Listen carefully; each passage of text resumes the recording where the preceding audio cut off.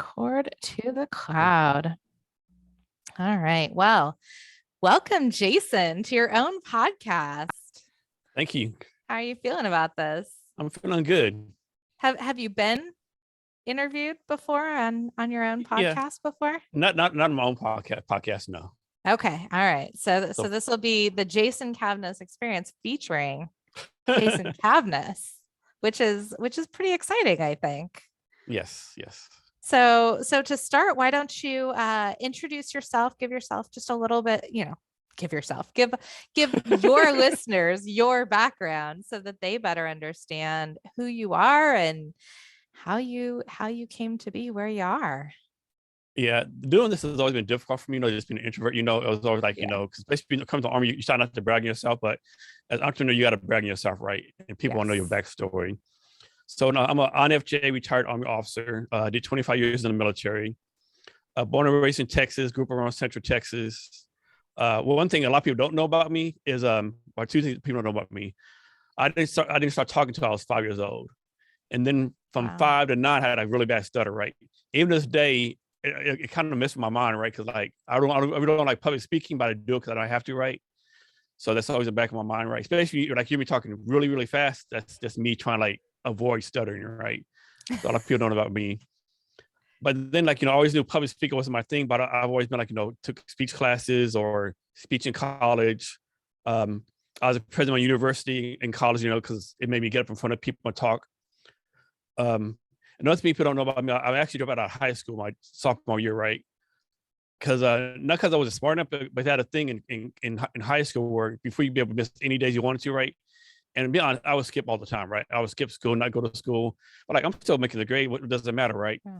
Well, the second semester passed a rule in the school where if you missed more than 10 days, you automatically like didn't graduate, right? What? So, yeah. That's you didn't, awful. yeah, you automatically didn't pass the next semester, right? So they did like in March. I already had like 30 days missed, right? Like in my mindset, I'm not going to go to school for March, April, and May and not go credit for this and just drop out and have a good time, right? Of course, I should have probably stayed in, but I still graduated on time, still went to college, that kind of stuff, but it's always like, in the back of my mind. Some other things, I'm an INFJ. According to Myers-Briggs, and some people believe in Myers-Briggs, some people say it's outdated. According to Myers-Briggs, like INFJ, we're like only 1 to 3% of us in the world, right? So we're kind of like on a special club, right? And when I say like I don't like small talk, like you go to a networking event, do I really care, that your grandson plays, t-ball? Maybe I do, maybe I don't, right? I'm not so small talk, but I love getting in front of people and talking, right? It's like my thing to do. But having said that, once I talk in front of people, I got to go somewhere and recharge, right? If that makes any sense. Absolutely. I refer to myself as an extroverted introvert, and it sounds like you're kind of that way too, where you can enjoy being around people. You can enjoy interacting and speaking, but then you have to go and recharge back up.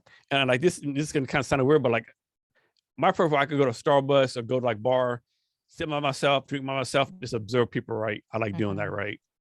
People watching. Yeah. So, okay. So you grew up, you had a stutter for a number of years, didn't talk at all. So clearly having a voice has become really important to you then as you grew, right? And then what prompted going into the military? So after high school, I went to college for a semester, and I probably should not have went to college, right? I wasn't ready for it. And somehow I got to the University of Oklahoma. I went there for a semester, didn't have good grades. So spend the next year living my aunt in San Antonio. This wasn't really doing anything, right? Just what am I gonna do with my life? So I got to do something right. And one day the military people came by and just went from there. It seemed like a great opportunity to do something in my life. Of course, it was they said I could go to Germany too, so that's another indicator too. So okay, let me go to Germany. Let me start a whole new life. Let me do something else because what I'm doing right now is not working. How long were you in Germany? So the first time I was there for 2 years. I was in a town called Gibraltar, Germany. It's like 10 miles away from Wurzburg. Wurzburg is like one of the biggest cities. And probably the biggest difference, the first time I was there, I was single. The second time I was there for 2.5 years, and Wiesbaden in Germany. The second time I was married, so kind of a little bit different being in Germany, being single and married. Not much though, just a little bit. What were the differences, Jason?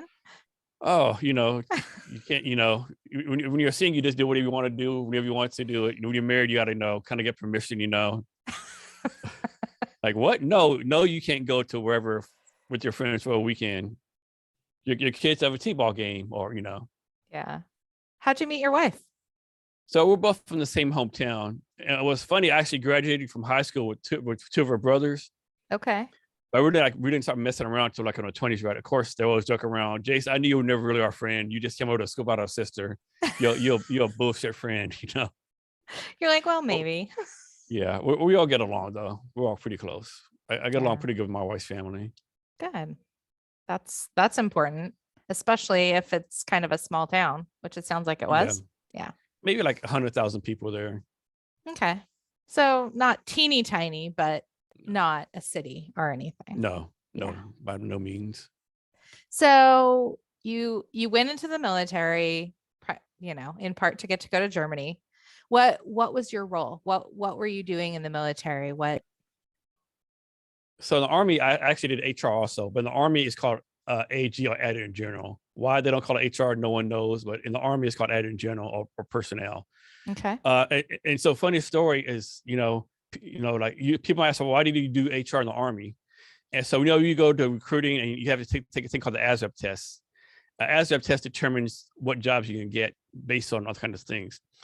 Okay. And so I took the test. And I told them, hey, I want to get in as soon as I can, right? I don't want to wait like 3 or 4 months. I need to go there like as soon as possible, right? Mm-hmm. And so I had two possibilities. One was to be a thing called a parachute repairman, right? Basically, people jump in the planes, you go repair the parachute, so much stuff. It's all the jobs. There was a video. For the video, and also for this first job, the parachute repairman, you can only be stationed, I think it was Fort Bragg, North Carolina, Fort Benning, Georgia, like in the South, hot, mosquitoes, humidity, right? Yep. And the video that showed was the parachute people, like 100 dudes in a warehouse, and it was hot. Like you just see them sweating. It was hot. No, and remember at the time I'm like 18, 19 years old, right? So keep in mind I'm 18, 19, right? And I'm like, man, I don't know about this. Next video. You're like, okay, what's the other option here? Yes, exactly, right. And other option was HR. It was like, like cute females and like, military uniform, air conditioning, office desk, computer, people like being nice, And an 18-year-old Jason's like, yep, that's where I'm going. Yep. Oh, by the way, you have to go to Germany. That makes it even better. Yeah. Oh, yeah. So bummer, right? So there's no like, study plan or, anything like that. It's just happenstance or coincidence if there was one. Mm-hmm. And was that your experience once you stepped into that role? Was it air conditioned with oh no, of course not. Oh no, nowhere close. What was the real experience like? So like, I was like enlisted the first time, I was my private. So every Monday you have to go to the motor pool, you have to do maintenance on the vehicles, whether it's raining, sunny, whatever case, you got to do the motor pool stuff Monday morning. And then you go in the field doing field exercises, you're outside in the woods, the extreme heat, extreme cold, So just, it's like typical Army stuff, Yeah. And one bad thing about being HR, like you just have to do your regular job, right? So even though you're motor pool from like 8 to 12 on Monday, although you're supposed to be doing, it's still there. And so you got to figure out how to catch up in your work, right? Either by skipping through lunch and all that kind of stuff. So yeah. What kinds of HR tasks are there to do? Like what were you responsible for? So my first place I was at, I was a thing called a SIPRS clerk, and it's like daily transaction, right? Okay, so say it one more time. What is it? It's called a SIPRS clerk, SIDPR, like a daily transaction clerk. So everything the Army does like a corresponding computer transaction, like suppose John Bob gets promoted from one rank to another rank. There's a transaction that goes in. As someone, everything the Army does is a transaction. So I would do all the transactions, and I was actually pretty good at it. I was already like right at the top. So I did that. And another thing about people in the HR in the military, I think it's actually harder, right? Because in the military, every year everyone's going to report, right? When you leave, you get a kind of reward, right? And it's all the stuff going on. And another thing people don't realize in the military, like suppose there's like all these major commands in the Army, suppose there's 10 of them, right? All those 10 commands send reports up to higher headquarters saying like why they should get these people, right? Like suppose there's like 10 infantrymen, right? Well, all 10 can't go to every place, right? So they have to say, why it's important for them to come here, right? It's a lot of like personnel stuff like that goes on, a lot of politics and stuff.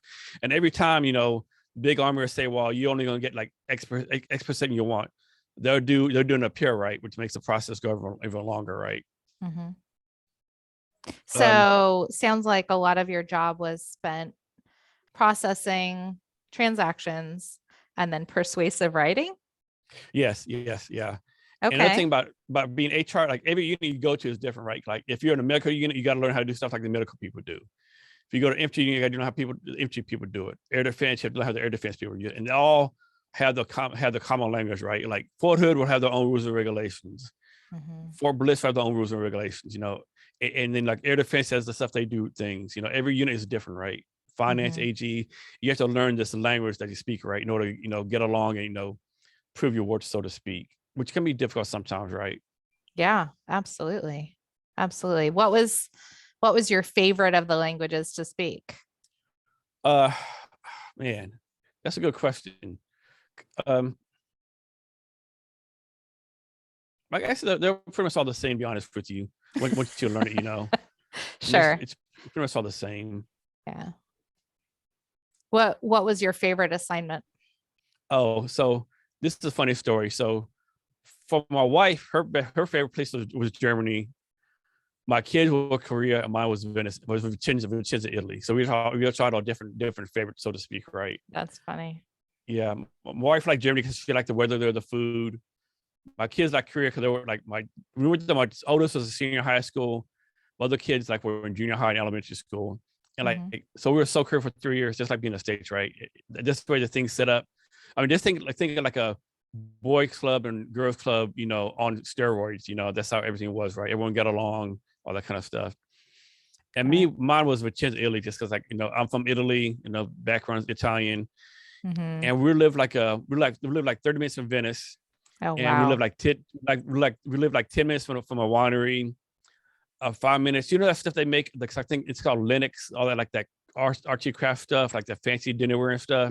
Yeah. So we live 5 minutes from the factory that actually made all that stuff. Oh, wow. So my wife has boatloads of like plates and stuff. Yeah, we got from and yet this wasn't her favorite. No, yeah, placement. she loved Italy. I mean, she loved Germany. Yeah. Interesting. Yeah. So then what made you transition out of the military? So I had done 25 years and it was time to go. My body was breaking down. I already said my body starts breaking down. I can't physically do this. I would get out, And be honest, if I do it over again, I would probably done 21 instead of 25. Because the last 4 years like really kind of messed my body up, right? You can really tell that we're until the last 4 years, right? Yeah. I guess I'm surprised that after 20 years in, they were still making you do all the physical manual stuff at the same level. Doubt. Oh, and it's another thing too, like, like if you're like, if you're an officer or whatever the case may be, or whatever unit in, you have to do other stuff your people are doing, right? So like pose of, they're going to do like a 10-mile road march, well, you have to do it too, right? Even though like the road march, like, we'll say from 4 a.m. to 7 a.m, and you got to meet on the gym at 8 a.m. You got to figure out how to do this road march, how to prepare the meeting, all that kind of stuff, right? So you're doing everything your people are doing. And some of it is that kind of like idiotic, right? I remember one time, I didn't have a broken foot, but I had something on my foot is really bad, right? I just, like you as an officer, you can't be like, okay, my foot hurts you, right? Because you look weak, right. And other kind of stuff, right? Is it bad? Maybe it is, maybe it's right. So what do? You pop ibuprofen, you suck it up, you do it. And then you deal with the consequences later, right? But deal with the fallout later. Yeah. Then how bad was it? Yeah, it's gonna sound weird, but it's bad and good. It's bad because you're like, man, this really sucks right now. My foot hurts, but it's good because you're there with your people. You bond as a team, right? Everyone has your back no matter what, and you depend on yourself if you need it, right? Absolutely. Okay, so then you're there for 25 years. You step away. Then what? I mean, you're kind of starting over at that point, right? Because you've gone all the way from 18, and now you're suddenly coming into an entirely different style of world, right? Yeah, the transition is definitely hard. A lot of military people have trouble transition. Like there's a stat out there that says like 85% of people who get out of the military have 2 jobs in 2 years. There's very many reasons for that. One reason a lot of people, when they get out, they're not economically ready, right? A lot of people get out, I'm getting out, and they'll go buy a house or buy a brand new car, right? Not realizing that they're going to lose like 2/3 of their money, right? So that's one reason. So a lot of people take a job that is really not a good job for them, but they have to make money, right? So that's one reason transition is kind of bad for a lot of military people. And then, of course, the other side, a lot of people in the military, they're like, I'm this rank, I did this, I should do the same, bro. Even though you might be, like, say, like a HR director equivalent in the military, you probably get the same job in civilian reward, right? Because, like, you're not going to go to Microsoft and become an HR director off the bat, right? You're probably not. Just like no one's going to join the military from the HR director of Microsoft becoming like a general, right? So it works both ways. And another challenge with the military transition, a lot of people in the military also, like, we're all like A+ personalities. Like, there's this like stereotype, checklist, do get things done, all this kind of stuff, right? We're hard chargers. And a lot of us go to the new job, like, kind of like push it too hard, right? So like taking a seat back and relaxing, so to speak, Yeah. Trying to push too hard, and then you wind up trying to prove their worth. Yeah. And so perfect example, my first job, I worked at a company called Trident Seafood out of Alaska as the HR manager, right? As a seafood plant. Okay. And I was like, man, I'm not going to do everything. I'm going to take slow my road, do this stuff right, And even with me, like, what I thought was like going slow, the boss got with me like 30 days, said, Jason, doing a great job, but can you I need for you to slow down because people complain you making them look bad. And I thought to myself, dude, like, I'm like 30% of what I usually do. You're like, I was already on my slow speed. What do you want me to do? Yeah. Do you want me to like work day on, day off? Like, what's yeah. So it's definitely a change, right? Between, military says, do it now, get it done, whatever the cost may be, and a lot of civilians are, okay, let's take our time, let's think it through. So it's definitely a challenge, if you're not ready for it. Yeah. So for the people watching, like, what advice would you have for someone coming out of the military after a long period of time and stepping into a civilian job? What advice would you have for them?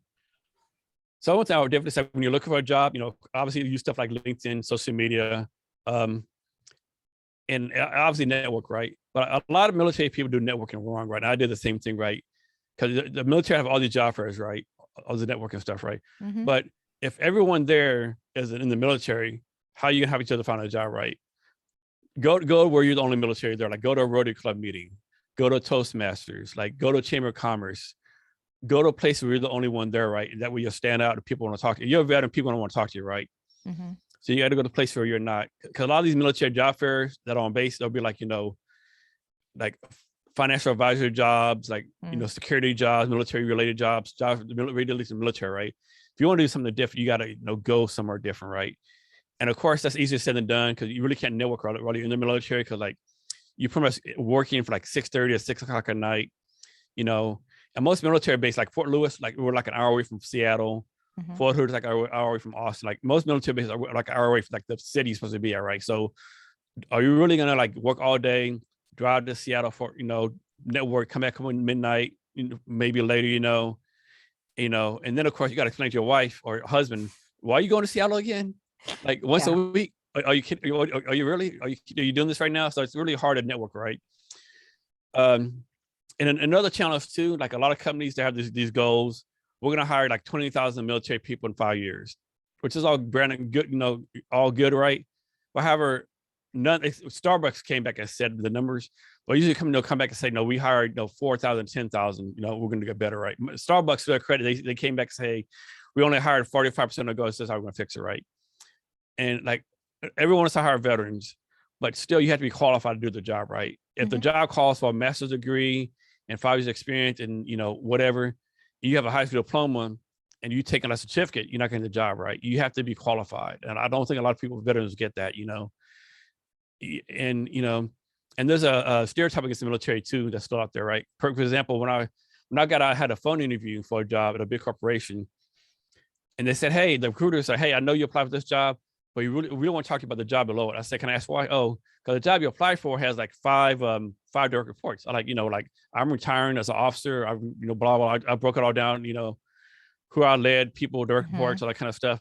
Well, we understand that, we appreciate it. But, here at our company, we let our employees give us feedback. I know the Army, you don't let your people give you feedback. I'm like, what? So that mentality is still out there, right? And so you got to fight through that sometimes, And another bad stereotype, they think everyone has PTSD. A lot of people do have PTSD, but doesn't mean that every minute they're going to like go off and like start, something bad, right? Yeah. So it's still a lot of stereotypes, but networking is the biggest thing, right? And one thing I'll tell people getting out, if you can, like take a break. Like most people like me, I started my post-army job when I was still on vacation in the military, right? I mean, only your economic situation. You can take a month off, take a 2-month break, like what's the word for it? Decompress. Yeah, decompress, hang out with your spouse, do stuff, get out of the military mindset. But of course, that's easier said than done for a lot of people. A lot of people got to get a job right away, right? Mm-hmm. So you went from the military, you said it was like a seafood company? Yeah, Trident Seafoods, yeah. Trident Seafoods. And you did HR for them. What were some of the similarities? What were some of the differences? What were some of the aha moments as you stepped into seafood HR? This was an aha moment, right? So when I got there, Trident Seafoods had all the HR people at the corporate headquarters in Seattle. I was like one of the first to actually go to the seafood plants on the Aleutian Islands, right? They had I want to say 30 seafood plants in Sandpoint, Alaska, Ackerton, Alaska, Ketchikan, all the Aleutian Islands, Alaska, right? Yeah. So my first day there, I had at least 100 people in my office, right, wanting to complain about the managers. I mean, there's 100 people lined up to see me to complain about the manager, right? And the most common complaint all the time was, my supervisor was yelling at me, and I don't appreciate it. And he demeans me as a human being. And I would always say, well, let's think about this. See, yelling at you, did he dehumanize you, or is he yelling at you loudly because you're down there in the production line with all the machines on, you have your safety goggles on, and he's yelling at you to make sure he hears you.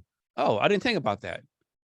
And just like, okay. And a lot of it's like communication problems, right? A lot of my deal at Trident was like handling communication problems, right? Because a lot of the supervisors were like a Filipino. They're kind of soft, not soft, but they're kind of reserved, quiet spoken. And a lot of workers like from Kuwait or Ethiopia, they're loud and boisterous, right? They're like in your face, And so a lot of this communication problems, of how each culture communicated. So, that's a big thing we had to get through or solve, so to speak. So what were your magic ways that you helped I would always try to put them in the other person's shoes, this is how they do things over here. This is how you do things here. Like you got to open up your mind to doing show them how to be empathetic, so to speak, like, hey, so you've been doing this for 8 years. This guy's been here for 2 weeks. Like, do you really expect them to know everything you do in 2 weeks, those kind of things, Yeah. And then did you go straight from Trident Seafood to building Cavness HR, or was there something else in between? Yeah. So in between, I was a HR director for a local college called Highline College. I did that for a year also.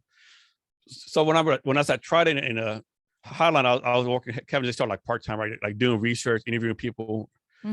And so I did, after I left Highline, that's when I went full-time in Cavness HR. Got it.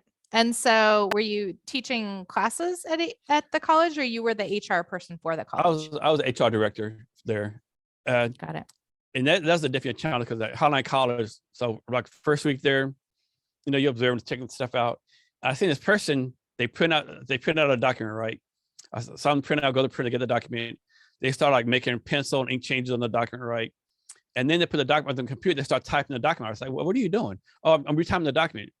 So let me get this right. You printed it out, you made pen ink changes on the document, now you're typing over again, right? So yeah, why are you doing this? Oh, this is how we always done it, right? Do you know what Google Drive or Dropbox is? No, what is that? So I saw what Google Drive was. It's like life-changing. Yeah. Oh man, this is great. When does this come out, Jason? Like maybe 20 years? Like, are you kidding me right now, right? And that's when I learned that in the education, they're very, very slow to adapt tech and change ways. They're very, very bureaucratic. It's like, yeah, it's definitely a challenge. Yeah. So what was your impetus through this in starting Cavness HR? So we'll rewind a little bit. So when I got out of the military, they tell you, find a job. Back to the Army, started using LinkedIn. Like, what's a LinkedIn, right? I have no idea. So I'm on LinkedIn, connect with people. And so let me go back and again. So some more advice to people getting out. So this is what I did when I got out. And some things I did good, some things I did wrong. So when I got out, I said, okay, I got to find a job doing HR. I know when I live either in Seattle, Dallas, or Austin or San Antonio, right? Okay. So I went on LinkedIn. I did a Boolean search, and I Mhm. found all the HR director, VP of HR in those cities, right? And basically sent a generic, not generic, but like a personalized email saying, "Hey, I'm Jason, I'm retired from the military, blase, they say, pump up your people you're talking to, make them sound good about themselves. Mhm. Can you give me advice on how to transition from doing military HR, the military to HR in the civilian, right? HR in the civilian award." It's like of the 250 people answered, and from that I got my first job. But what I did Wow. wrong was, like, if I'm an HR director and someone emails me and they want an HR director job, how can I really help them, right? Like, I'm not gonna give you my job, right? I should have reached out to companies I want to work for, reach out to Uh-huh. those like chief operating officers of people operations. I mean, I should have done a mixer, right? Mhm. And so another mistake I did, so try to see if I got my first job. And so they told me in June I was hired, right? And said, we'll Mhm. get back, we don't pay, whatever case may be. And I stopped looking. I should have kept looking because I still didn't have my offer letter until like the day before I left, right? Oh, And wow. and they and the at first they said they're gonna be 90,000, they changed it to $70,000, right? But then I had no choice, right? I thought, okay, I'm supposed to leave. I didn't look for a job. I kind of effed myself, right? So advice, I don't care if you have an offer letter, what do you have to be, keep looking for a job Mhm. because you never know what will change, right? So that's a hard lesson learned from me. Um, and That's an other thing, expensive lesson too. yeah, very expensive. Yeah. And another lesson, if you get a job you like, you should always, at least every 6 months, look for another job, right? Like, I'm not saying like advertise it or put yourself out there, like, but every 6 months, put yourself out there, right? Apply for jobs, right? So it's like one thing that surprised me when I looked for a job in 2015, it would drive me batshit crazy. Like, you apply for a job, upload your resume. Next line, type in everything that's on your resume, just application. Like, are you kidding me right now, right? And Yeah. people are still doing that to this day, right? Which I don't get. And like a cover letters, so I'm not a big fan of cover letters because my thing, this is 2022, not 1982. And people would say, well, they want you to put in a cover letter because they want you to know how much you want the job. Did me applying tell you how much I want the job, right? Like, like I that don't isn't know. that an indicator? I feel like cover letters tend to humanize people a little bit more, right? Because Yeah, it brings a but little color, in the same way, like when you go and pitch Cavness HR, it's one thing to have your pitch deck. It's another thing to be able to actually articulate I mean, I see a point, what but fires you up. with portfolios and social Hmm. media and all that kind of stuff. No, this is like an extra step you don't need. But I That's mean, true. yeah, another thing too, like I'm talking about, we'll go with the resumes. Someone asked a question on LinkedIn about a month ago, and basically was, "Hey, my daughter wants to start applying for jobs, and she wants to use her picture on her resume. She should use her picture, right?" And like 95% of people say, "Oh no, only use a traditional black and white resume. Don't do anything extra." I'm like, I put on there like, okay, this is 2022, right? She should do the resume she's comfortable with telling her story to, right? Because Yeah. like like I say, resumes just like pitch decks. You give your resume to 25 people, get 25 different opinions. Give your pitch deck to 25 people, get 25 different opinions. What case you apply on a resume to tell a story, right? Hmm. And you got to realize everyone has bias, right? I know some people, like, if it's not black and white, they're gonna look at it, right? I know the people has to be a certain way, but you don't know that until you know what the hiring manager, right, wants. You don't Hmm. know that you go networking, right? And there's so many ways out there. It's like hiring is always a disconnect, right? And I think the reason for the disconnect is because, like, if you look for a job, you need a job right now, usually, Hmm. right? And most people who are employers, when they're hiring, they can take their time. Well, we just lost John Bob, but let's take our time. Other people fill in. So I'm looking for a job. I need a job in 2 weeks. You're looking to hire, but you can wait 3 or 4 months, right? There's always this disconnect, I think, right? Hmm. Yeah, for sure. So And then back to the rest of the story. yeah. Okay, So how I perfect. got how I started Kevin's HR. So Yeah. when I was looking for a job with Kevin's HR, this guy reached out to me, named Mark Monroe. He said, "Hey, Jason, I have a startup called Mindfold. We want to help college graduates, military veterans find jobs by doing skills tests because we don't believe the resume really help y'all those demographics find jobs, right? You all need to show skills to get the jobs, right? Sure. Can we meet in person? You tell me how the Army helps you and other people find jobs after you get out." I said, "Yeah, no problem. But can I ask you a question first?" "Yeah, what is it?" "What the fuck is a startup?" Like, I had no clue, no concept.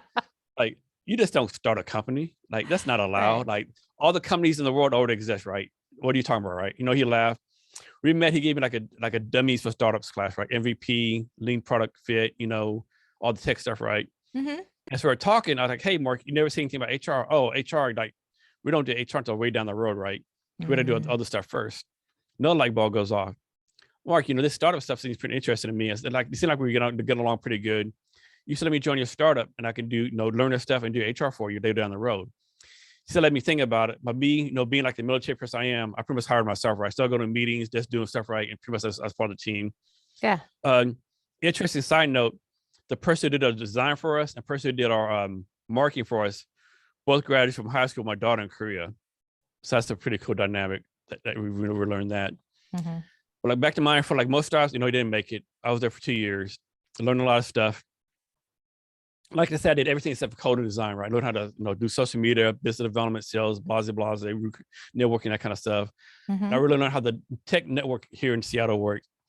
Then in 2 years, like, man, none of these startups will have HR. Maybe it's a business I can do, right? Mm-hmm.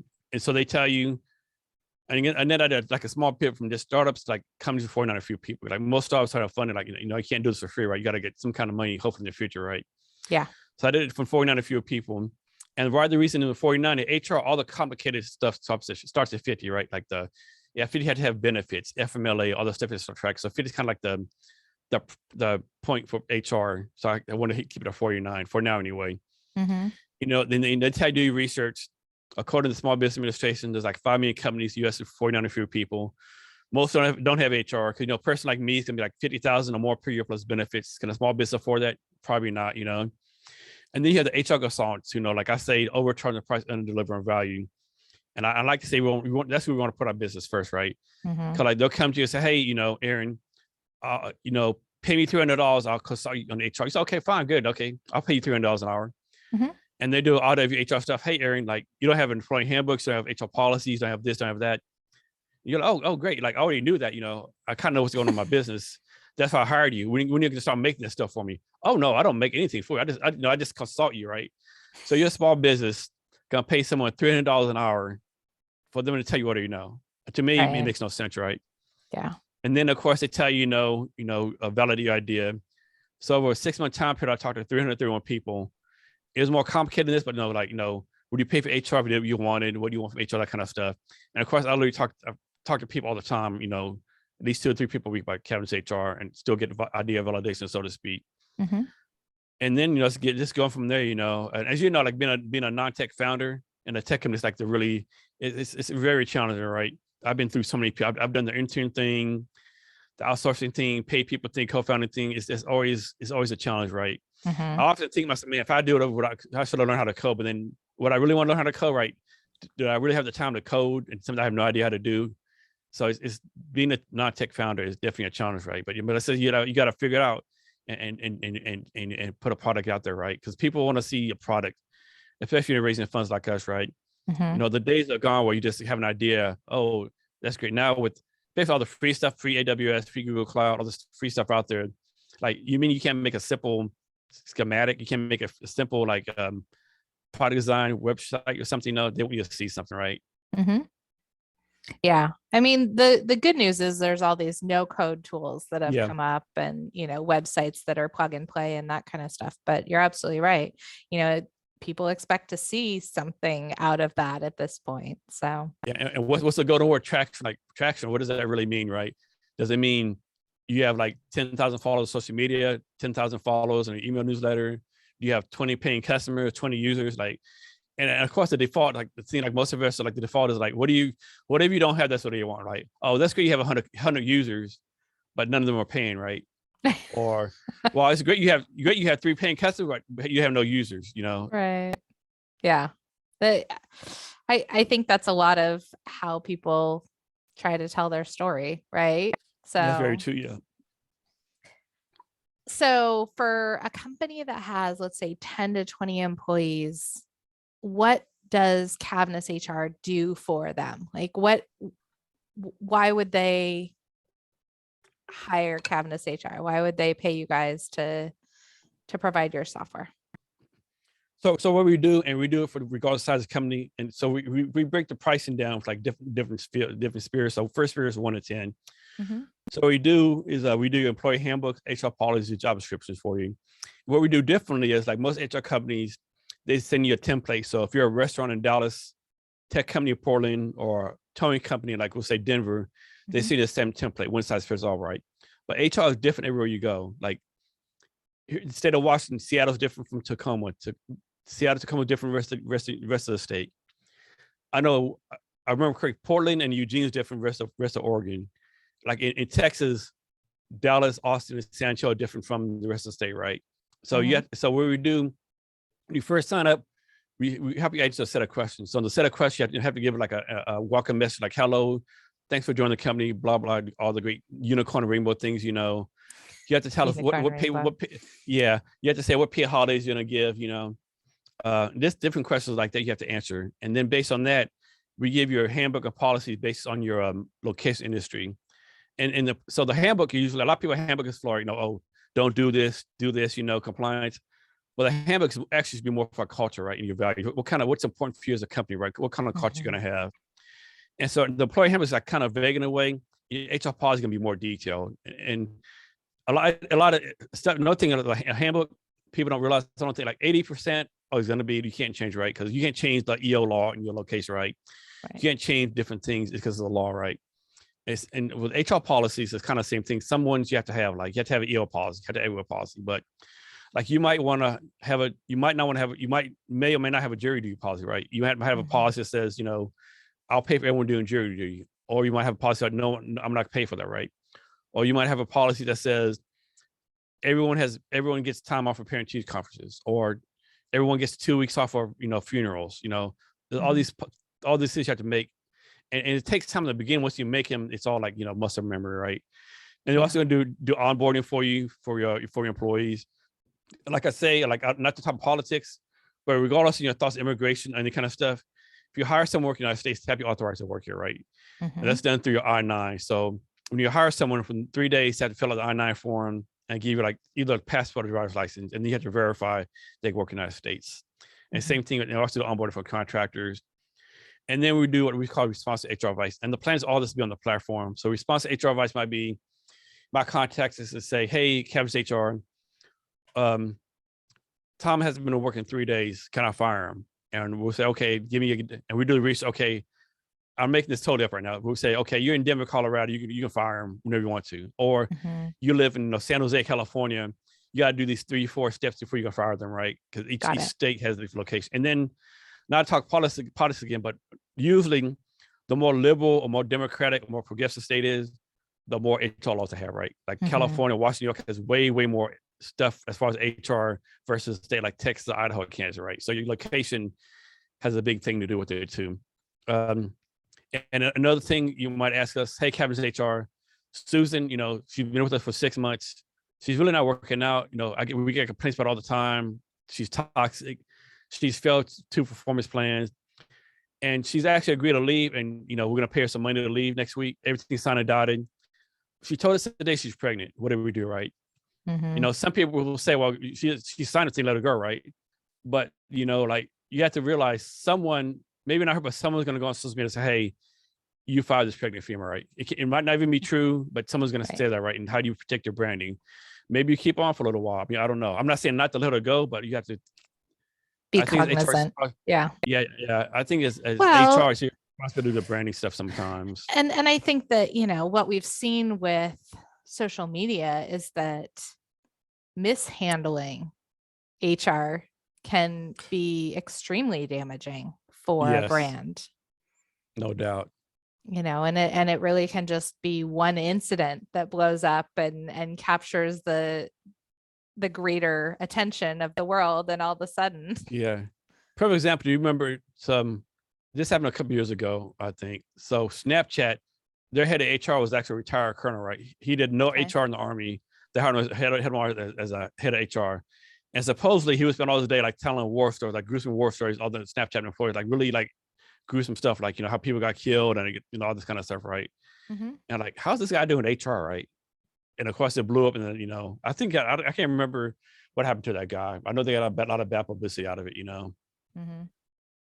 So in that same vein, like what are some pitfalls that companies can face if they don't deal with some of this HR stuff, if they don't handle it correctly, other than being shamed publicly?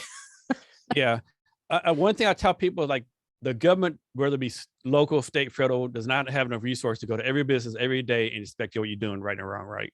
Right. But eventually they're going to get around to looking at your stuff, right? But it usually happens, and this happens all the time. Let's say you have an admin assistant, and the admin assistant gets 30 minutes of lunch every day. And you're like, hey, are you going to go to lunch? Oh, no, I'll eat lunch here at my desk, right? And it goes on for like years, right? Mm-hmm. And then everything's peachy keen, you think. And then they put them for a raise. You say, well, I really can't afford a raise right now, maybe next time. And what happens all the time? Oh, I've been working through lunch all this time, all this free labor. Let me go file a complaint. So they go to the Department of Labor, file a complaint. And then all this 30 minutes you haven't paid for them, all that adds up, right? And so I pay them all this overtime back. And they always usually take the side of the employee complaining, right? Because they're like, okay, this person is complaining about us. Like most employees don't complain about this kind of stuff. So it must be true, right? And when they come to your office to inspect you, they're gonna look at everything, right? They're not going to look at the employee timesheets. Like everything comes like, because they're like, if you did this one thing wrong, you probably do everything wrong. And the more stuff you come around wrong you did, the bigger the fine, right? And so you got to be very careful about that kind of stuff. That's the biggest thing that people get, you know. And a lot of just not know what you don't know or don't know, right? Like, and absolutely, but not knowing is an excuse to get out of a fine, you know. No. And some of you think it's common sense. Like I had one friend at a company in Dallas, Texas. Yeah. He was gonna hire someone in California, and I had to prove to him that he could not pay the person in California $725. Like my headquarters in Dallas, that's what we're based off, right? No, it's based off the location of your people, right? And so a lot of people don't know that. And then all the laws change all the time, right? Mm-hmm. The good thing and bad thing they change all the time, but 95% of the time they change in January because all the laws get passed the year before and it goes into effect in January, right? Mm-hmm. And there's all these newsletters you can sign up for. There's like Department of Labor, EEO, OSHA, and of course there's the federal, state, city. It's a lot to keep track of, right? Mm-hmm. Which is another thing we can do for you too when you do your handbooks. We can give you updates and change your handbooks for you. The stuff changes, right? Nice. So, all right, let's scare some startup founders a little bit. Like, what's the scope of some of the fines that are out there? Like, what are the lawsuit amounts that you've seen that from a mishandled HR complaint? Yeah. So recently there was a car wash, I want to say in Birmingham, Alabama, that had to pay $125 fine because they were able to prove that the black guy working, when someone came in, the white person came in, the black person would train him, and then that white person would become the supervisor, even though black person had been like way longer, right? There's a discrimination lawsuit where someone was had nerve damage to the left hand. They passed a physical, but the supervisor said, you have a disability, I'm gonna fire you, right? So if they fired them, they thought they couldn't do the job, you know, stuff like that goes on all the time. I think that's a $225,000 fine. Another fine was someone got hired to do the Zoom videos, right? Zoom calls, whatever. Mm-hmm. And they hired this person, and she was like 3 months pregnant at the time she got hired. The time she actually started working, like 8 months. Like, oh, because like a 6-month layoff, something happened where they didn't start working. I don't remember, but 8 months pregnant. Oh, you're pregnant. You know, you can't do no good. Like you're fired, right? So those kind of things start happening, right? And you're like, are you kidding me, right? And it's like, and then like so. It's a lot of lawsuits out there, unfortunately, right? A lot has to do with discrimination, just people doing stupid things, and you read it like, are you kidding me right now? Like, and the lawsuit, there's really no rhyme or reason. I really don't know how they pick the money, how they charge. A lot of lawsuits come from the Department of Labor or Equal Opportunity Commission. I think they pick the price they want, and then the judge decides. Got it. And then even if you win your lawsuit, you're still in like in the legal land. You know, ABC Towing was sued by the U.S. government because XYZ, right? And is that really what you want out there? I was going to say, not exactly what you want when somebody Googles your company, right? No, because I get email every time that happens, right? And I'll send you. I'll put the link in the show notes. Yeah. Every day I get email from some company getting sued, you know, for X amount of money because they did this or did that, or the case be, or hiring practices, you know. So let's contrast that with CavnessHR. Because you are signing people up right now for your beta, correct? Yes. Yeah. Correct. And then, and the pricing for that right now, you can put it in the show notes if you're not comfortable saying, but. Yeah, no, I'll say it. So 1 to 10 is $200 a month. And it's like, it's not $200 per employee, it's $200 for all 10 of them, or however you have. Then 11 to 19 is $300 a month. 20 to 34 is $400. and 35 to 49 is 500, I believe. So 2, 3, 4, and 5. And that price is going to probably at least double once we get out of beta, right? Yeah, absolutely. And if you Because you think sign up now, about just one lawsuit at yeah, $200,000. That's a lot of months. exactly. Exactly. Yeah. And the bad press that you don't need. So No, you don't. yeah. Because last thing you know, especially if you're hiring people, you're trying to hire people and they Google your company, you know, ABC Tone has been sued 6 times the last 2 years for, hiring discrimination, right? Yeah. And then your hiring becomes that much more difficult too. Yes. So what have you found to be the toughest part of launching your beta? Oh man, this has got to sound real negative, but like, so we both give value, do things to different people. This seems like, and this is my perception, like the people you think would like sign up for the bid like right away. Oh man, Jason, we want to support you. We're here for you. They really don't. And people like, and some random dude like you maybe talk to once in 5 years. Hey, I want to sign up for your beta, right? And it was a disconnect, right? Like example, like someone told me one time he started a business. He would ask all his family like sign up to follow me on Instagram. None of them did. Oh, I forgot to do it. Like, are you kidding me? I'm not even telling you to buy it. Just follow me on Instagram, right? And same thing with doing the beta. It's always just sign up. Like sign up for the beta. Sign me up for 30 minutes, right? It's a hard ask. Like perfect example. I think it was HubSpot did a webinar a long time ago, and the guy said it was taking them like 15 touches to have some people sign up for the free stuff. So like 15 touches to sign up for free HubSpot or whatever it was, right? And so it takes a lot of touches. So if you're an entrepreneur, you gotta realize you're gonna have to ask a lot of times, right? Like dozens of times. And they're gonna say, no, sometimes I gotta wear them down. Someone's gonna say, stop bothering me. This is spam, right? So I kick the wayside, right? I mean, I think like let's talk about email open rates. Like if you get 30%, that's like golden, right? It's the beta is definitely a challenge, right? It's well, and I think that the irony of needing 15 touches in that example, right, is that a lot of those touches will not be remembered by that person at all. They won't remember it until way down the line. But every now and then, like you said, you will get the person that does remember it for whatever reason. And they're the person that's saying, oh, you're spamming me because, and you're like, well, the other 99 people out of 100 don't even remember that I know 13 times. Yeah, that's definitely a good point, right? Definitely a good point. But I tell them, as you know, this you gotta get used to hearing no all the time, And another thing, like people say, when you hear no, don't take it personal. They say don't like your product, don't take it personal. Like, how can you not take it personal, right? I mean, you've worked on your baby for so long, right? And so it's like going up to a new mom and being like, oh, you had a baby. Oh, your baby's really ugly. Yeah, exactly. Right. Yeah. Like no one's going to hold your baby. Like your baby's going to die old and alone because no one's going to want to have, get married. Right. Yeah. Same thing. Yeah.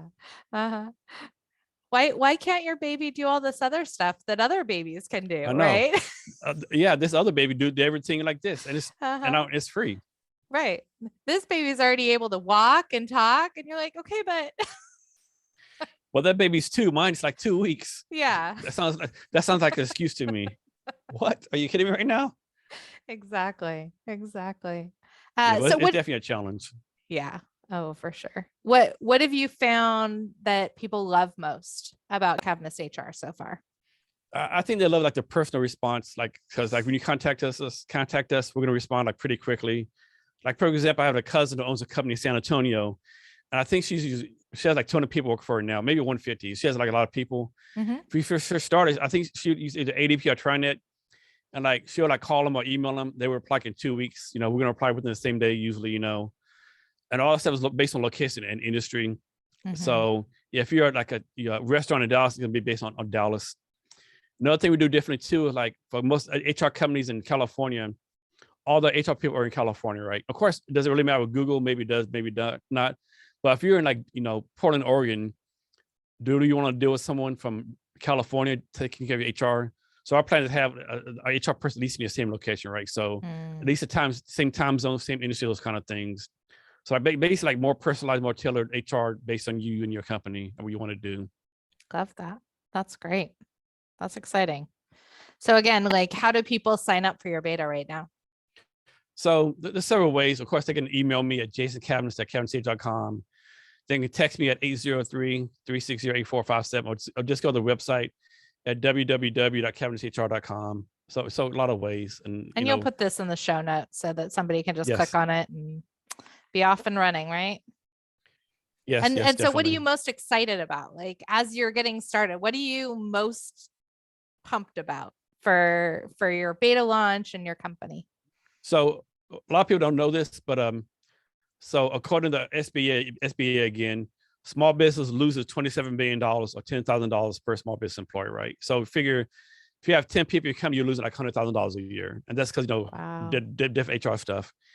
And then it's also estimated that small business owners spend 25% of the time HR. Time better spent taking care of your people, your customers, and you're building your company. So we're really excited about helping small business owners save time and money on HR. I love that. And then you also have your podcast, right? Which this is going to be on, right? Jason Cavness on the Jason Cavness Experience. What made you start the podcast? How did that come about? So the podcast is definitely been a journey. Definitely a lot of pips in the podcast.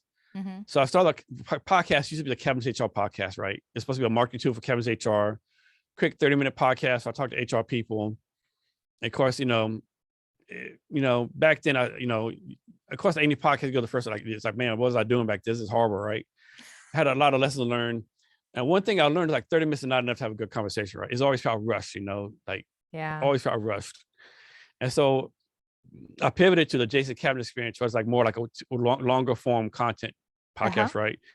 And when I first started the podcast, I was talking to HR people, and the light bulb ding. Why are you talking to HR people for? Are they going to buy HR from you? Probably not, right? Ding, ding, ding, ding, ding. I was trying to position myself as HR expert. Talk to other HR experts, right? HR people, right? Well, I'm not going to buy it from me. So let me talk to small. Then I did a pivot, like the Jason Cavness Experience. I talked to small business owners, entrepreneurs, and other interesting people, right? So it's kind of definitely a big shift. And so the shift that you made, it sounds like, is really going from talking about HR to talking to the colleagues of potential clients. Yes, definitely. Talking about how they're talking about the entrepreneurial journey, what they're doing, how they're building the business, and all that kind of stuff. And we rarely talk about HR on the podcast. Sometimes we do, sometimes we don't. We often talk about hiring sometimes, or professional development, that kind of stuff. But I definitely I do not want to be like a hard HR sell podcast, right? Because I've been on a podcast, where the podcast for 30 minutes, and the host talked like 27 minutes about the company, right? So I did not want to do that, right? I want to it's not an hour of go buy Cavness HR, go buy Cavness HR, go buy. No. I did not want to do that. I want to put give all entrepreneurs a platform to spread the message, so to speak, right? Absolutely. And of course, I get advantage that I do most of my podcasts. I go 2 hours. So I release a podcast. So I have access to LinkedIn Live and the LinkedIn newsletter. So when I release a podcast on a Monday, I do a LinkedIn article. That LinkedIn article usually gets around 2,000 views on LinkedIn. I'll take the podcast and I'll break it down 10 minutes and 3-minute snippets. Yeah. So 10-minute snippets I put on LinkedIn IGTV, and I'll tag the people on there. So I'll be back at the top of the mind. Oh, man, I forgot to do a podcast with Jason. What's Jason doing, right? Those kind of things, right? Absolutely. So I can say, I can look at myself in the mirror and say I'm giving value to the community, so to speak. And how many guests have you had on your podcast? So I've had around 230 podcasts so far, I think. I got to check the number again. Of course, some of them are done twice. Sure. So I've had a lot of people and a lot of interesting guests.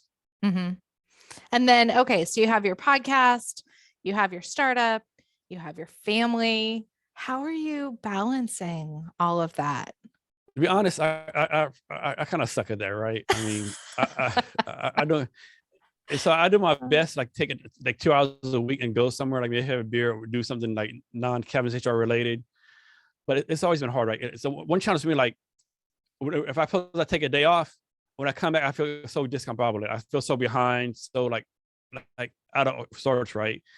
But then you can't go all the time. You get burnt out, right? So I got to find a build a balance. And part of just having priorities, right? And another thing, I try to run through my calendar as much as I can, but sometimes I'm doing stuff and something pops up. Okay, let me put this on hold. Let me do this other thing, right? But you have to make yourself, take breaks, where the case may be, and maybe just going somewhere for a beer or taking a walk outside. But it's definitely a challenge. Of course, like if you have 100 things to do, it's like all 100 things to do on Monday, right? Mm-hmm. And then like 3 days, like, oh man, my schedule's pretty easy. Then you realize, oh crap, I'm supposed to be doing this, and this, you know. Yeah. It's definitely a challenge, and people do different things, right? Mm-hmm. Like, like, of course, Elon Musk famously works 100 hours a week. Does he do or not? I don't know. Have a friend, he works like 21 days in a row and takes 3 days off. Mm-hmm. And so I think works best for you and for your family, right? Absolutely. Like, for example, I'm married. I work in downtown Seattle. It takes me like 40 minutes to get home on the train, right? Mm-hmm. I can tell you, there's plenty of times I thought myself, if I was single, I would just pull it all nighter and stay in my office, like work in my office like 2-3 days in a row, right? Yeah. However, I know if I call the wife, hey, I'm spending the night in the office. Like, are you really gonna spend the night in downtown Seattle? Are you really doing that? Are you kidding me right now? So I don't have the conversation, right? Let me, oh man, it's 6 o'clock. Let me go get 6:30 train, right? So kind of like for me, that's my forcing function to leave usually, which is it's a good thing, Yeah. I mean, you can easily get burnt out otherwise. But what are your tips for not getting burnt out? I think the biggest thing is listening to yourself, listening to your body, right? Mm-hmm. I mean, there's always something you got to push through, suck it up, so to speak. But I think your body's going to tell you when it's time to slow down, right? Your body's going to tell you, like, your eyes must, hey, your eyes might get really blurry and like bloodshot, like, how your eyes feel like you look at the screen too long. Mm-hmm. I think your body tells you. A lot of people don't listen to what the body tells, right? And like maybe those women that like show up at the hospital and with cramps and they walk out with a baby and you're like, how are you that out of touch with your body? Exactly. I know. Yeah. And even some of the stuff like, get up, maybe schedule yourself, you get up and walk around your office, you build like once a day or something. I'll give you a lot of things you can do, right? But you definitely got to get, as entrepreneurs, always in the trees, so to speak. You can't, what's the word? You can't see the forest because of trees. Sometimes you get out above yourself and look at the big picture, right? You can't be in the weeds all the time, right? And that's where you like, maybe you talk to someone who doesn't know anything about your business, right? There's a lot of tricks out there. Well, and there's a lot of things that they say about if you are always working, then your innovation goes way down because your brain doesn't have a chance to kind of take a breather and be able to expand and be able to think about things that are creative and different. Yeah, and all the stats prove that even a small break every day like doubles your productivity and innovation and stuff, right? Absolutely. Do you find that taking the train really helps that? It does, because the train has internet, so I could walk on the train, do stuff on there. Other times I'll just turn everything off, look out the window, So of course, I listen to podcasts sometimes. So I do my best to make good use of the train time. All right. So other than the Jason Cavness Experience, what's your favorite podcast? I have quite a few. There's one, it's called the Business Infrastructure Podcast by Alicia Butler-Pierre. She talks about how you improve your profit by, implementing like business operations or processes in your small business. Like most small business owners, like they're running no process. She helps you set up processes. There's a podcast by a guy named Lex Friedman. He's like a physicist, AI person out of Austin. He interviews a lot of great people. Thing about Lex, he interviews all kinds of people. Like his last podcast, he interviewed a guy who's the what's it called, the arm wrestling champion of the United States, right? So different people like that. Of course, the Gary V podcast is pretty good. I listen to David Metzler's podcast. We were both on his 2-minute drill. He has a good podcast. I like Joe Rogan. This is like controversial right now, but Joe Rogan has a lot of good guests on there, a lot of different views on this. I like his too. There's a lot of good podcasts out there, Yeah, that sounds like quite I don't know how you keep up with all of them, honestly. I don't. What I do, like I'll look like maybe once a day and like tag, okay, David Metzler talking about this. I've seen him talk about that before, so I won't listen to that. Oh, he's talking about this. I'll listen to that. And a lot of Gary V's these podcasts like pretty much the same thing over again, so I don't listen to those as much, Do you listen to them on double speed or single speed? Everybody has their preference. I'm always curious. It just depends. Like I listen to Tim Ferriss sometimes. I definitely listen to Tim Ferriss double speed because Tim Ferriss talks kind of slow. So I definitely listen to Tim Ferriss double speed. It just depends. To be honest, sometimes I forget you can even do double speed. Honest with you, so I need to start doing that more often, right? Watch twice as many podcasts. Yeah. What have you found is the most challenging thing about your podcast? Oh man, so this is kind of crazy. So since I've been on podcasts, either one or two extremes. Either one extreme is like, man, I only have 2 podcasts in this queue. I gotta get some more guests because I'm running out of podcasts. Or, oh my goodness, I haven't done a podcast for 6 months. I don't have to do any, So it's always like I've never been. It's always like some kind of extreme, right? Either way too many, or not enough, right? Yeah. Where do you tend to find your podcast guests? Through LinkedIn usually. So what I'm doing now is I'm connecting like 3,000 people in Seattle. So I'm going to my LinkedIn Seattle list. I send like eight messages a week. Hey, I have a podcast, blase. Do you want to be on it? Of course, I kind of like qualify, if they're like a VP of Microsoft, I probably don't reach out to them. I try to make the entrepreneurs or stuff like that, small business owners, or someone that helps small business owners, entrepreneurs out, someone interesting, Yeah. because of story to tell. If you could interview anyone on your podcast, who would it be? Oh man. Of course, I think everyone would say Elon Musk, right? That'd be the master. Elon Musk, Joe Rogan.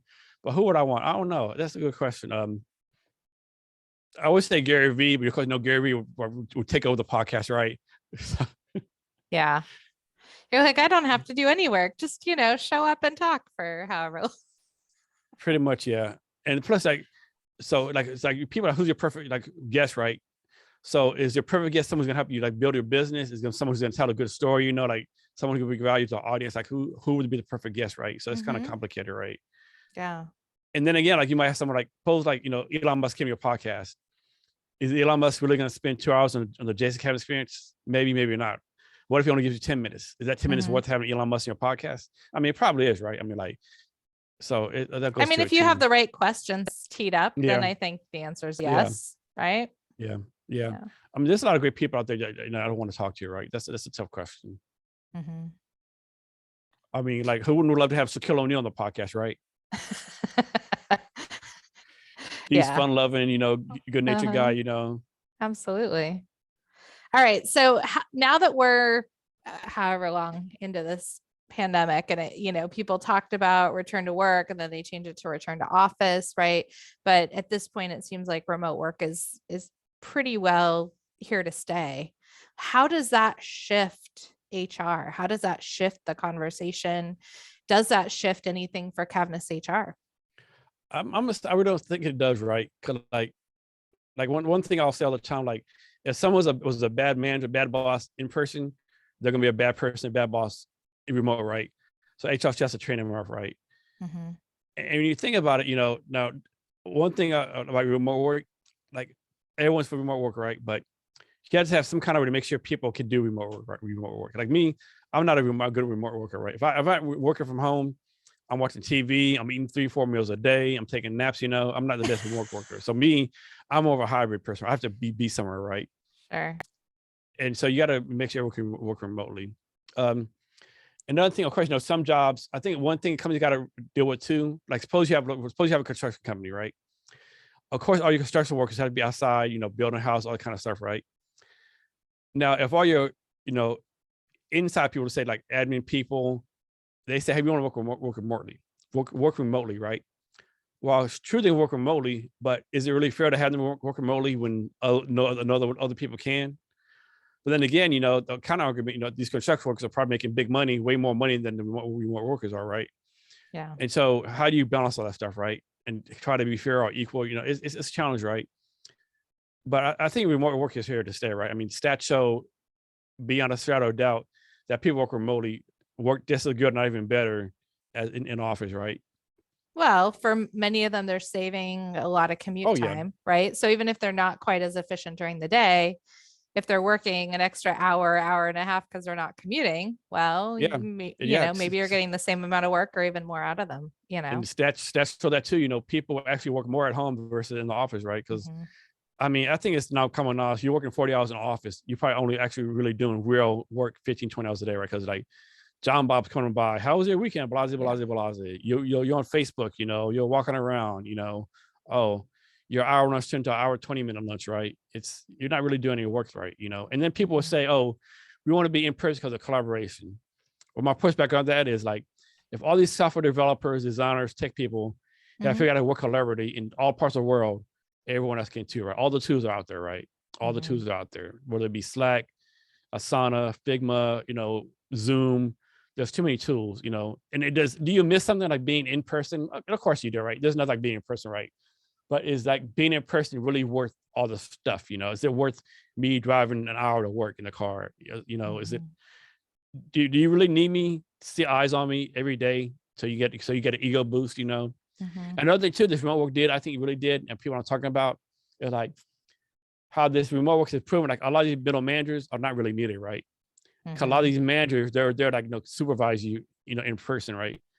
Well, they're not supervising you at home, right? They're not, well, hopefully they're not, on the Zoom, watching over Zoom, 8 to 5, There right? are companies that do that though. I know, which is like all kind of jacked up. Yeah. And we'll talk about that in a minute. But yeah, like what are these middle managers really doing right now? Do they really have a function? So maybe these companies save money by cutting out the middle manager, right? So I don't know. And another thing about remote work, talking about, the spine, so to speak. Like, what is remote work, right? Because remote work we did was not the remote work that we wanted, right? Because like remote work was like go home, wake up in your pajamas, do some work around the house, do some reports. It was not, babysit your grandparents, make sure your kids get a covered shot, talk to your teacher once a day, figuring out why your kids aren't doing homework, blah, on and on and on, right? That was not the remote work we signed up for, right? So this remote work was like remote work plus, right? And what is remote work? Is remote work? Is it like you can work anywhere in the world you want to? Or is remote work right? Is remote work? Okay, we're the company's headquartered in Portland. You have to live at least an hour from Portland in case you come back to office. I don't think that's remote work, right? Is remote work like being in your house 9 to 5 every day in case they email you or call you, right? So those kind of things too. Yeah. Someone did a post on LinkedIn the other day, and it was like, if you want people to come back to the office, you should be doing these things. You should and he broke it down, like you should reimburse them for gas. You should, every time they need time off to go take the kid to the doctor, don't ask no questions, right? Everything's due at the house, they should be doing from the office if you don't want to watch over them that badly, right? Which doesn't make any sense, No, and yeah, and another thing about remote work, it works both ways, right? So if you're an employee and you're working remotely, I'm not saying like, if your supervisor calls you at 9:01 a.m. to answer them back at 9:02 a.m. But if someone reaches out to you like at 9 a.m. in the morning, you should probably reach back at least before the end of the day, right? and the responsiveness works both ways, I think. Yeah. Well, and I think there is a much higher level of expectation about responsiveness in today's connected world than there really used to be, right? I was thinking about that. You think about back in the 1800s and you wanted to, communicate with somebody that's 100 miles away, you're handwriting a letter and you're putting it in an envelope. And then who knows how long it takes to get 100 miles away. And then that person has to get your letter, write out a handwritten response, and then it takes however long to get back. And today, right, we have these computers in our pocket and and everything is instant. And so the expectation has suddenly become that the response is going to be instant too, which has its pros and cons for sure. Yeah, I'll take even a better step. Remember when the Roman empires were ruling the world, they ruled like, suppose they're in Rome, they need to send a letter to a communication general in Britain, right? I can't imagine how many days it took to get communication like Rome to Britain, all that kind of stuff, right? But now they say it's instantaneous, right? It's like, and I think that's probably you build a culture company, right? So like me, what I do, I tell all my people like to set the notifications up, right? Because like me, if I get an idea like 10 at night and I'm wrong for this, I should probably like do a draft email, but I'm gonna send it right because I'll forget, right? So I tell my people like I'm on 24/7. You need to make sure you set your notifications where you don't contact me, just you don't get notified, right? So I think I'll be upfront about that stuff too, your expectations, so to speak, Yeah, I mean, I remember one of the VPs or something of one of the big companies had a little caveat at the bottom of her email where it was like, just because I work different hours than you doesn't mean you have to feel obligated to respond to me. And actually, I need to add that to mine. Thanks for reminding me. I need to add that to mine. Yeah. I try a lot of times, especially when I'm sending emails at 1 a.m. It's like trying to remember to send later, right? So that it Yeah. pops up at a more reasonable time. But the place like, the zone, you're doing stuff, bam, bam, bam. And like, and then they like, oh crap, I should have scheduled that email to send out at 1 a.m, right? Right. Oh, well, at least they know I'm working. Yeah.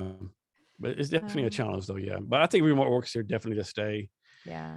And those always be like the people out there like try to make a comeback, it's what do you see as the future of HR? Like what's coming next? so with HR, and this is not based on like age, but moral mindset. So in HR, there's what we call an old HR, new HR. So old HR is like, you'll go to the HR person, hey, HR person, do you know Tom was going to quit in marketing? Why do I care? I don't work in marketing. I work in HR. Well, actually, you should care because like it's part of your job to take care of the company, right? Or another example might be, hey, old HR, Susan needs to talk to you, but she can't get into after she gets to work at 5. Well, I leave every day at 4:30. I don't know what to tell her, right? So those kind of things. And then like try to seafood, right? The seafood plant. Old HR would never go down the production line, right? They make everyone come to them. New HR would go down the production line, see what's going on, all that kind of stuff. So that's a different mindsets. And probably the big example would be like, suppose you have someone work for you. Don't say Tom works for you, right? Tom's been to you for 5 years, and he's by far the best person, right? I mean, it's not even close. Like he outshines everyone. He's like, everyone knows he's the best employer, right? But you have a company policy that says if someone misses work for 3 days, like dismisses work, no, you have no idea what they're 3 days, I'm gonna get fired. So Tom misses 3 days of work. Old HR is gonna be like, hey, this guy's fired. Like he needs to go. That's the rules, right? Where new HR is gonna be like, okay, do we really want to get rid of a best employee or this arcane policy, right? Like, what are we doing here, right? And then let's hit another step. Suppose the boss, hey man, I know I messed up having this policy here, firing people after 3 days. I didn't realize to do this, but it's my policy, right? I can't like pick and choose. I have to follow this policy. New HR would say, okay, boss, you're right. Let's fire him. However, there's nothing saying we can't hire him back the next day with everything being the same, right? So, and with compliance, there's some rules you can't break, right? I mean, this is a law, right? But can you maybe work your way around it, kind of, sort of, and go in the gray area and kind of make things better, maybe you can, maybe you can't, right? So old HR is always yes or no, black or white. New HR more like, okay, let's do some more research, like this kind of figure something out, And really kind of meeting the employees where they are, it sounds like. Yes, yes. At the place or physical or mental where they are. Yeah, and some of it comes from common sense too, right? Like if your best employee for 5 years suddenly doesn't come to work for 3 days, like that's like totally out of the norm, right? So something must have happened, right? You would think something's happened because he's never done this before, right? Yeah, absolutely. So, all right. So what are a couple of things that your audience can do to support you and help you right now? A couple of things. I'm always looking for great podcast guests. Okay. So follow, reach on that. Of course, subscribe, rate, and review the Jason Cavness Experience we're on pretty much every platform out there. Twitch, YouTube, Spotify, all that kind of stuff. And of course, sign up for the beta test. For the beta testing, you'd be elected for beta pricing forever. That'd be a big help. Those two things, and just follow me on social media. I'm pretty much all social media platforms. And if somebody doesn't have employees yet, but they have friends that do, what can they say to those friends that to encourage them to sign up for the beta? So basically, the biggest thing, if you have a small company, like I said before, most small business owners are losing time and money in HR, right? And we're going to help you save time and money in HR, which would, of course, in theory, have more small business succeed and be better. All right. Well, that's a perfect lead in because, I follow you on social and your tagline, be great every day. Talk to me about how that came about. Where did be great every day come from? Yeah. So I first started acting on social media, like I think 2014, 2015. And I seen everyone had like these, like the guy talked about Mark Monroe, his thing was be remarkable, right? Everyone has like these things in the signature, like be remarkable, be whatever, right? I like, man, what can be mine be, right? It just came to be great every day. And I don't mean like be great every, like be your best every day, but like do something better that add some value, right? It could be something simple like opening the door for someone, right? Or doing a small favor, like, can you really be great every day? No, probably not. Is that realistic? Probably not, right? You can't be great every day. but can you do something to make yourself better every day, make those around you better every day is what it really means. Mm-hmm. And I noticed that a lot of times you pair your be great every day with like a sky or stuff. space. Yeah. What's up with the space theme? I've always liked space since I was a little kid, So Yeah. I have an app called Astronomy Picture of the Day. And in fact, every day for like since 1977, there's a different picture that NASA took of some part of space, right? Oh, that's cool. Yeah, and plus it's easy to put it together too, right? Or Yeah. that's what I was saying too. Always try to do the easiest thing most of you can, right? Absolutely.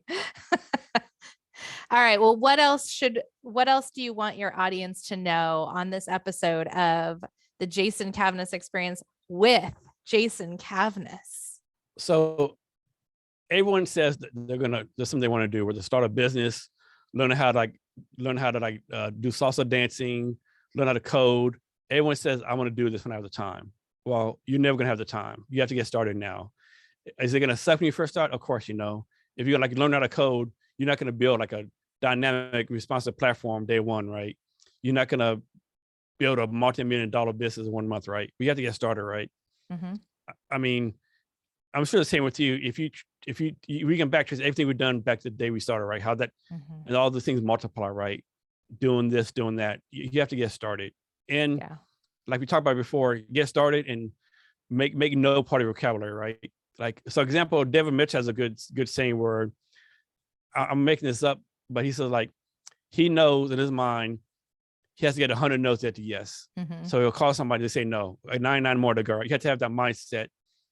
Another thing, like I say it all the time, like expect success. As an entrepreneur in life, failure is going to come find you, right? Failure is everywhere.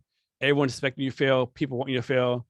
So it does good for you to expect failure too, right? You have to expect success. You have to expect you're going to see it at the end of the day, and be patient, right? It's going to take time.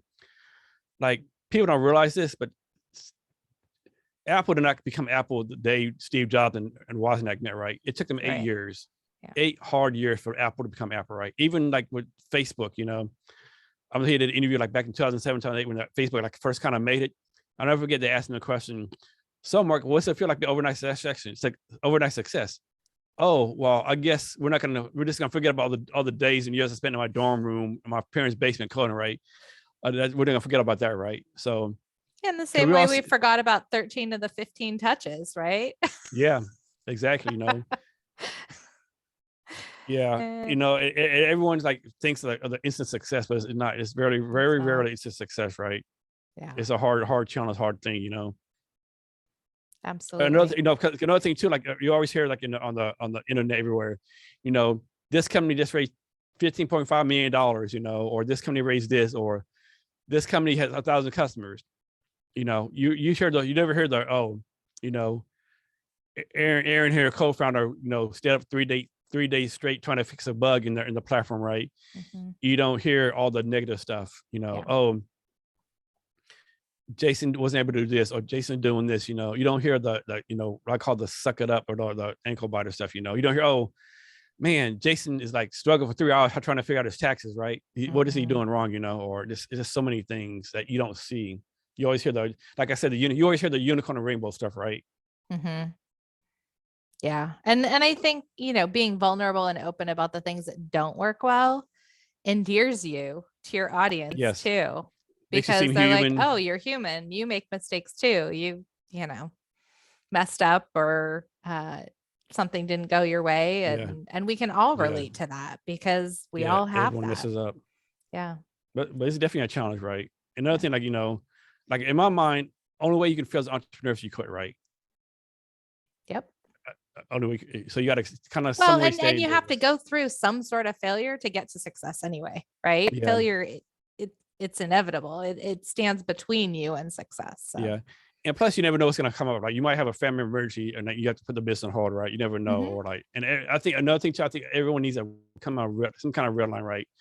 Like this happened, you have to stop, right? Like my red line is actually my wife's red line. Like I'm not allowed to like do what's called, I'm not allowed to refinance a house. I'm not allowed to do a line of credit, for the business, right? So that's my red line from my wife, actually. I think everyone does need a red line, right? You do, for sure. Absolutely. Because like, especially if you're doing a business and you're like, man, my house really sucks right now.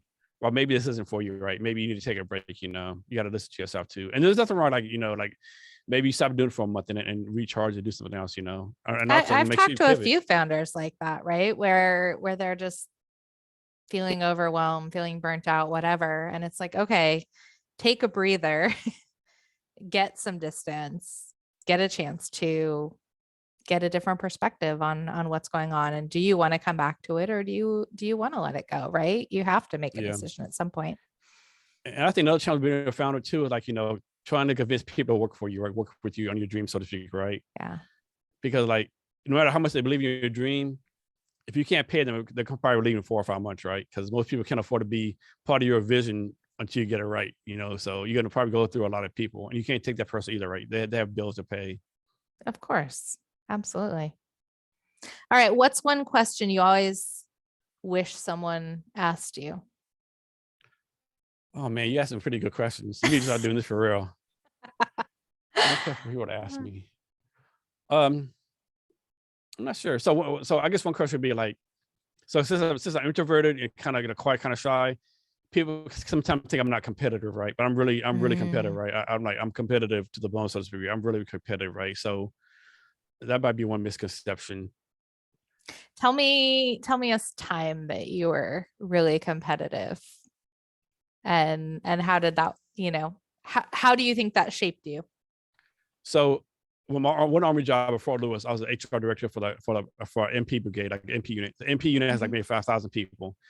So every year, the people for us would come and inspect HR department like once a year, and whoever the best scores, they would win like best HR in the base, right? So we won that 2 years in a row. But like, Congrats. I really wanted that, right? I like, Yeah. yeah. And one thing I'm proud of my military career. So like, when I was every place I was in the Army, like I was a platoon leader, XO, company command, all these things. What organization I was with always recognized as being the best in everything, right? With the kind of stats. Everyone who worked for me was recognized as being the best, right? So it's like, of course, I can't take some credit, but people tend to like work better for me, right? If that makes any sense. Absolutely. I always like, I always believe, and this is kind of bad, but what's the saying? You're the Super Bowl champion or not, that's always been my mantra, right? Either, second place is first loser, those kind of things, is that healthy? Maybe it's probably not that healthy, but yeah. You know what though? The way I see it, if it makes you strive to be better, then it's good. If it just makes you feel bad about yourself, maybe not so much, so. Yeah. And that's the one bad thing about me too, is like, I always draw the negative, like, and part of this with army training too. So the Army, they're like, suppose you do 10 things, you had to do 10 things in the Army. Suppose you do 9 things great. But the 10th thing you did, okay. Well, then they destroyed the one thing you did, okay, right? And I'm kind of still the same, right? I do 9 things great. That one thing I didn't do well, man, what am I doing, right? And so sometimes I get that cycle of like, oh, I'm a failure, I'm this, but sometimes you got to break out of that too. So that's one challenge I've had, Yeah, that makes sense. All right. Are there any final words you want to leave your audience with today, Jason? Yeah, every day is a new day, new challenge, make the people around you better, take care of yourself, take time for yourself. And there's so much information out there, right? I mean, if you want to know how to learn to do something, there's no excuse you can't do it, right? I mean, it's on YouTube, Udemy, all these free things. If you want, I don't care, learn how to paint, draw, if whatever you want to do, you can do it out there, right? There's so much information, right? It's like the golden age of everything right now. I mean, we might be on Mars in 20 years, right? I mean, who knows, right? You can come in and host somebody else's podcast for a day, Yeah, exactly, right? Yeah, but I say that, try to have a positive attitude, try to make the people around you better. Absolutely. Well, Jason, thank you so much for being an amazing guest on the Jason Cavness Experience. No, thank you. And I'm sure everybody will be looking forward to the very next podcast where you get to interview someone else. Thanks, Erin. Yeah, thank you.